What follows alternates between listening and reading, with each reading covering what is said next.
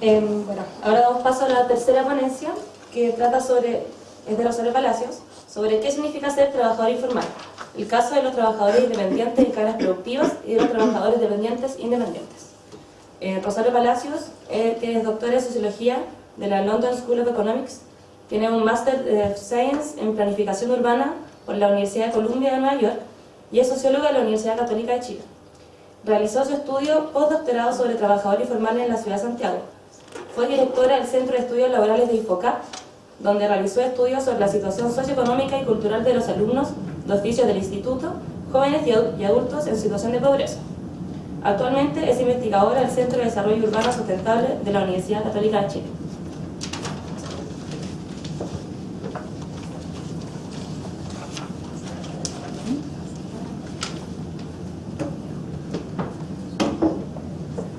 Buenas tardes.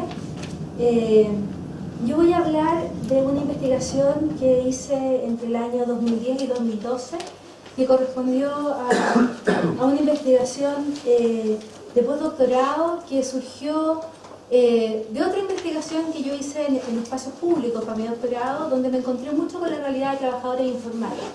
Y de ahí nació el interés por esta realidad de la informalidad. Y mi aproximación al fenómeno de la informalidad, primero que nada, tiene que ver con una visión metodológica, absolutamente etnográfica, donde los 45 casos que yo investigué para esta investigación fueron casos que observamos con ayudantes durante 3 meses, con entrevistas en profundidad sucesivas a cada trabajador y pasando mucho tiempo con ellos. Entonces lo que yo les quiero contar hoy día tiene que ver más bien con cómo son las vidas cotidianas de estos trabajadores y así relacionarlo con las temáticas de este seminario que tienen que ver más bien con cosas institucionales. Hoy día yo me quiero focalizar no tanto en los trabajadores informales de subsistencia que investigamos en esa oportunidad, sino que más bien en trabajadores informales que llamamos como del nuevo capitalismo, capitalismo extremo, que son trabajadores informales que uno de repente no reconoce como informales, un poco como lo que contaba Pamela sobre el caso de los trabajadores en el gobierno, porque pareciera ser que son parte del sistema, pero en realidad son trabajadores que no tienen ningún tipo de seguridad de salud ni de seguridad para la jubilación. El primer caso que quiero detenerme tiene que ver con lo que contaba Patricia, así que ya están familiarizados con la situación, que son las trabajadoras en domicilio.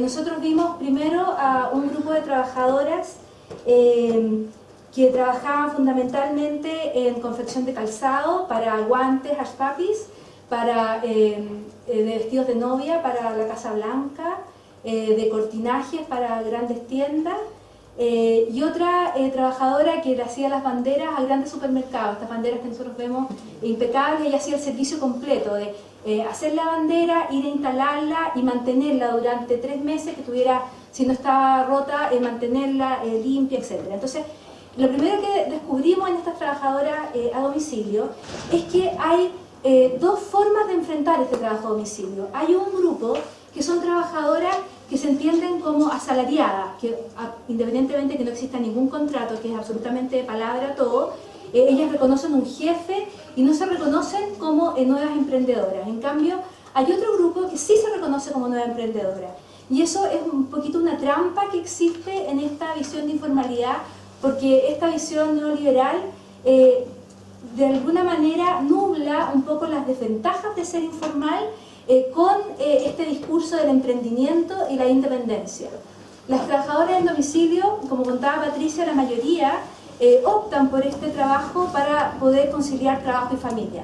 Tienen trabajo, tienen niños pequeños a los que tienen que cuidar, no confían en los jardines infantiles, quieren estar en la casa porque las poblaciones donde viven son peligrosas, existe mucha drogadicción, etc. Entonces optan por ese trabajo y el discurso que ellas tienen es de trabajadoras que dicen: no, este trabajo a mí me conviene porque yo soy independiente, puedo manejar mi tiempo y de esta manera estoy cerca de mis hijos. Pero esta libertad e independencia resulta ser todo lo contrario para sus mismas familias, porque para poder lograr hacer las entregas que les encargan sacrifican los tiempos con su familia, incluso dentro del hogar. Muchas veces hacen trabajar a su familia para que les ayuden a cumplir los plazos. Invaden espacialmente su casa con los materiales, con el taller dentro de la familia. Por lo tanto, la libertad y la independencia se transforman justamente en lo que no tienen estas trabajadoras. Pero el discurso del emprendimiento sigue liderando. Entonces, esa estrategia también se sustenta en que ellas se ponen metas y logran mayores ingresos a través de la autoexplotación, que nosotros llamamos. O sea, las peores explotadoras en el contexto del trabajo en domicilio son las mismas trabajadoras, porque ellas saben que mientras más produzcan, más les pagan. Entonces son capaces de trasnochar 3 noches para lograr una cierta meta y poder tener unas platas que de alguna manera marcan. Como dice una socióloga, existen como estas platas marcadas que logran hacer una entrega para el televisor, hacer una entrega para los útiles de los niños. Entonces, de alguna manera, esta autoexplotación logra tener mayores ingresos que el que tendrían en una fábrica. Entonces, el discurso de ellas, no, yo ahora gano más porque gano más que cuando estaba en la fábrica. Yo incluso le pedí a mi patrón de Hush Puppies si me podía mandar los trabajos a la casa y ahora ya gano mucho más, porque gano mucho más que la otra persona que tiene un sueldo fijo, pero en el fondo ya no están sacando la cuenta de cuántas horas están trabajando. Entonces, este discurso de la independencia, de la posibilidad de tener mayores ingresos, opera como estrategia para quizá mermar las desventajas de estar trabajando en domicilio. Por otra parte, en el caso de las trabajadoras textiles y de calzado, también existe un orgullo por lo que hacen, porque son buenas trabajadoras.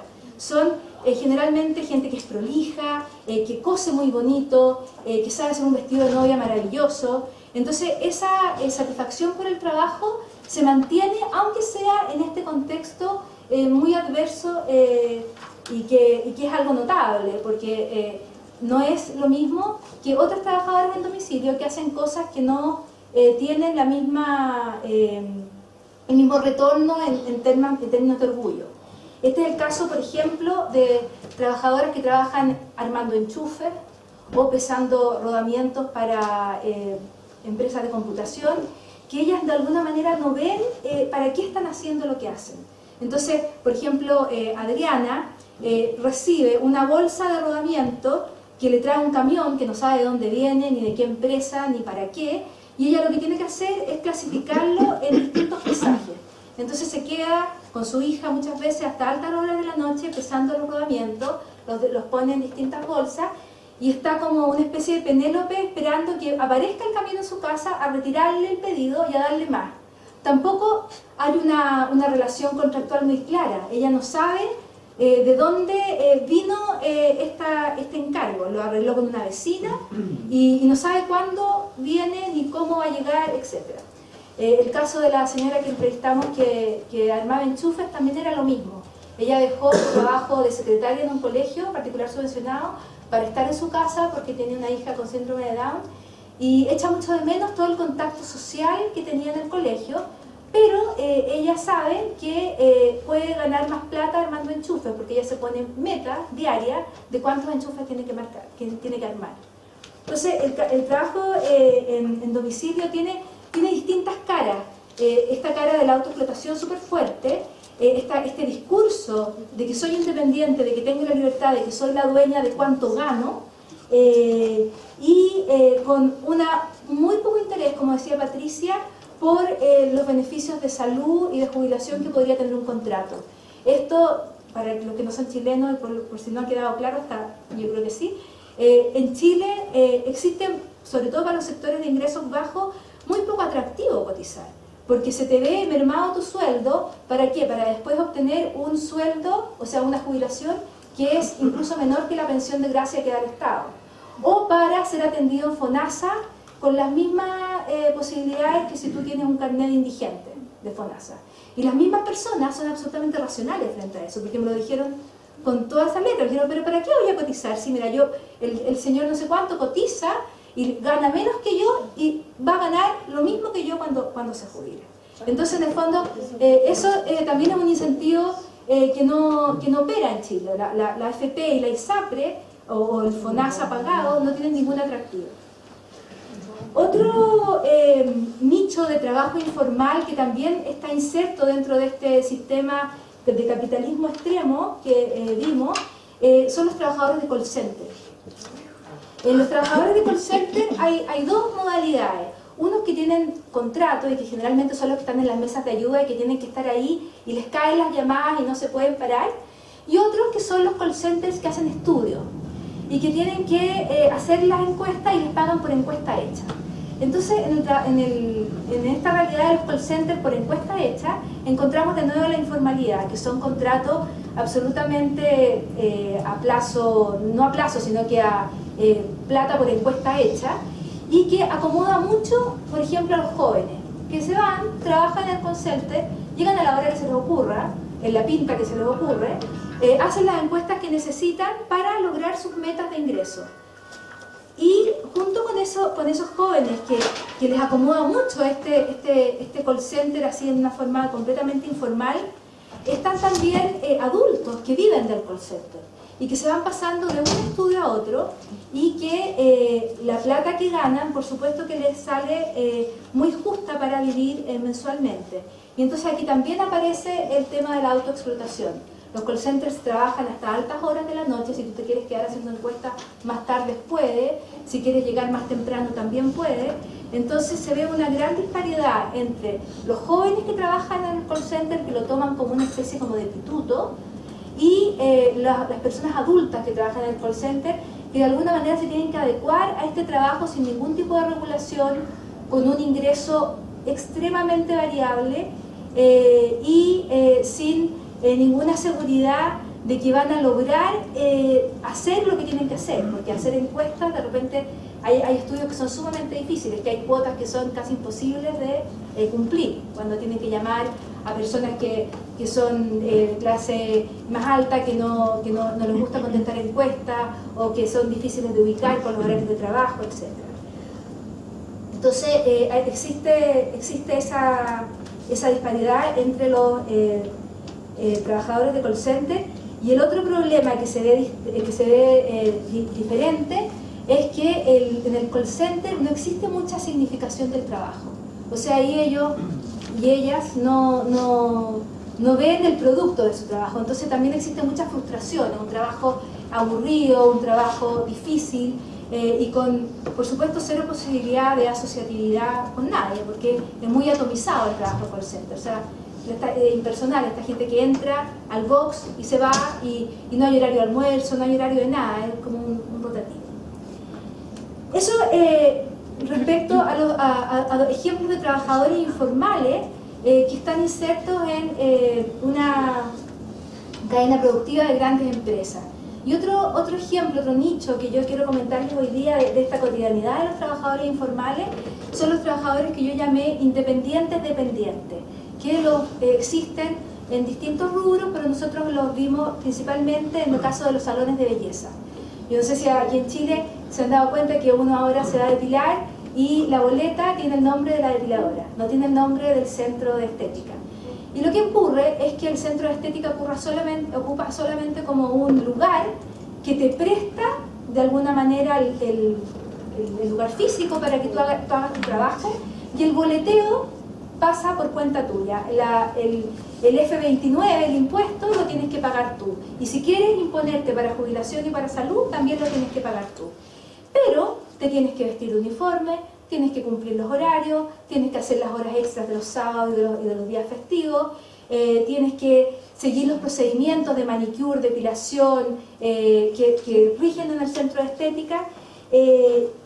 Nuevamente también existe en el discurso de estas trabajadoras, hablo de mujeres porque casi todas eran mujeres con excepción de un podólogo, que es una forma de trabajo independiente. Y de que en el fondo yo soy independiente, yo me arreglo con mis clientes y trato de hacer varias depilaciones durante la mañana porque así gano más como independiente que como dependiente.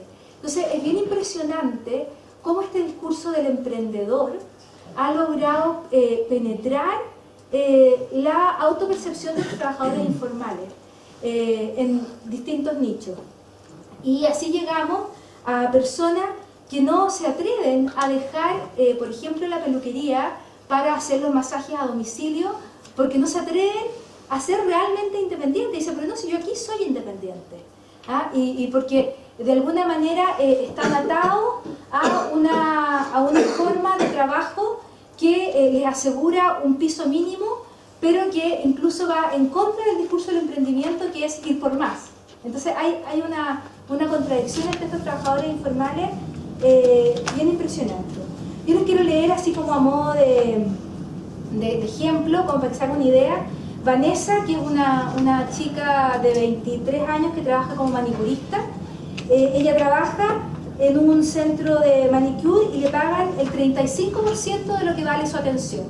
El resto se lo queda el centro. Además, en el lugar donde trabaja hay una sobreoferta de manicuristas. Es raro que estén todos los puestos de trabajo ocupados, por lo que cada día no alcanza a realizar muchas atenciones. A medida que llegan clientes, se les asigna a las empleadas siguiendo un orden, a menos que el cliente tenga preferencia por alguna. Para ella, un día bueno es hacer 7 manos o pies, pero no ocurre a menudo. Lo usual es que sean 3, y hay veces en que se ha ido de vuelta a su casa sin atender ni una sola vez.